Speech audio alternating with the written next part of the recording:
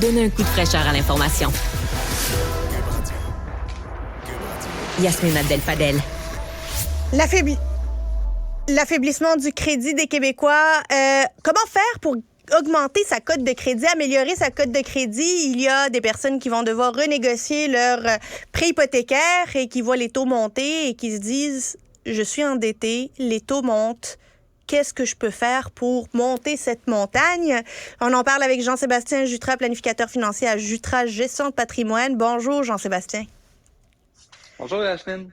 Alors, c'est quoi les habitudes, là, l'hygiène financière, là, pour que notre tension financière, un peu comme la tension artérielle, elle reste bonne?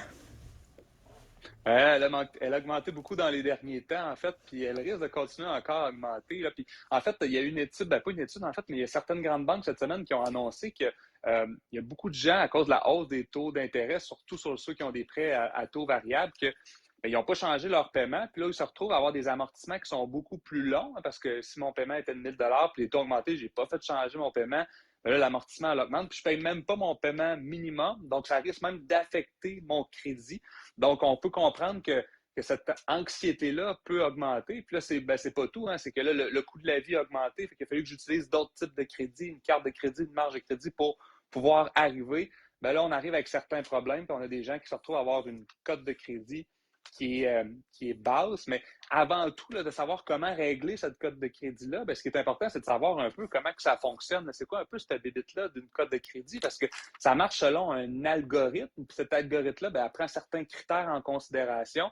Fait qu'avant même de savoir un peu comment qu'on peut la régler, bien, c'est important, c'est de savoir un peu comment qu'elle fonctionne. Puis si on commence, il y a 5 points importants sur la cote de crédit.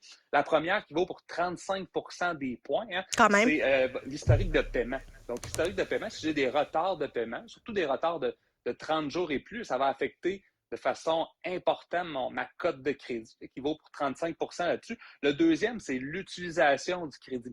Par exemple, Yasmine, supposons que tu as une carte de crédit avec une limite de 5 000 puis tu fais des achats qui vont donner à 4 000 sur ta carte de crédit, mais tu es au-delà du 50 et ça va affecter ta cote de crédit. Même si tu arrives à payer à temps le crédit, le fait que tu as dans des limites au-delà du 50 bien, ça pourrait t'affecter. Donc, un truc, ça pourrait être simplement d'augmenter ta limite de crédit à 10 000. Donc, ça, tu n'aurais jamais... C'est le ratio entre la capacité d'emprunter et ce qu'on emprunte réellement.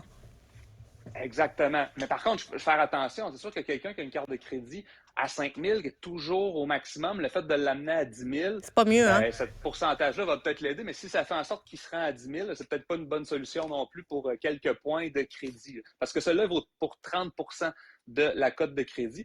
Le quatrième, c'est la durée et l'historique du crédit. L'algorithme, qui est monté par des humains, évidemment, mais elle va regarder la stabilité. Donc, la stabilité, c'est quoi? C'est le nombre de temps que je suis à mon emploi. Le temps que ma carte de débit que j'ai là, depuis que Desjardins me l'ont mis en place à l'école quand j'étais au primaire.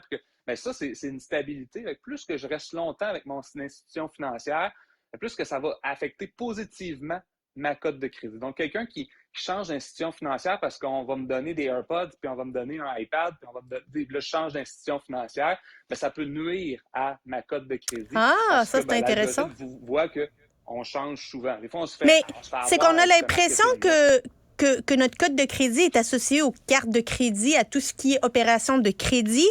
Or, même les opérations débit, notre compte bancaire, où est-ce qu'on a notre compte chèque et notre compte épargne, visiblement, ça compte.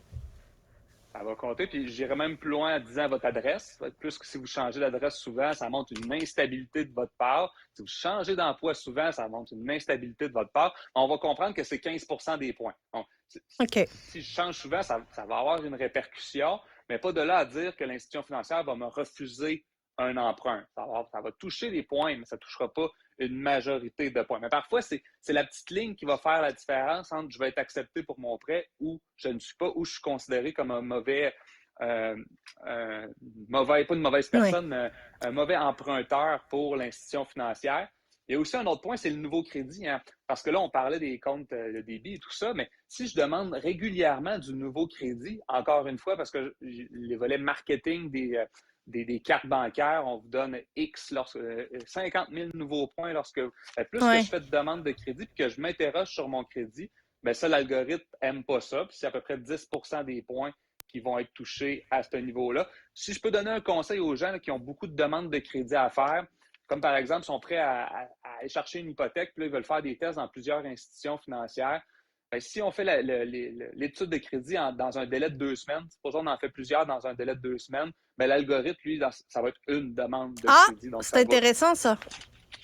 Exact. Si on l'étire ça sur 1 mois, 2 mois, bien là, ça va compter pour plusieurs, donc ça pourrait me nuire. Mais ça, encore une fois, c'est 10 de la cote de crédit. Et le dernier point, c'est le crédit mixte. Donc, si j'ai plusieurs cartes de crédit, c'est un titre de crédit, l'algorithme n'aime pas ça. Si j'ai un prêt auto, une marge de crédit, un prêt étudiant, un prêt hypothécaire, donc c'est des crédits différents. Donc ça va aider à la cote de crédit. Et ça, c'est pour un autre 10 Donc, si on regarde les cotes de crédit, qu'est-ce qui est acceptable pour une institution financière? C'est entre 660 de points et 900 qui est le maximum.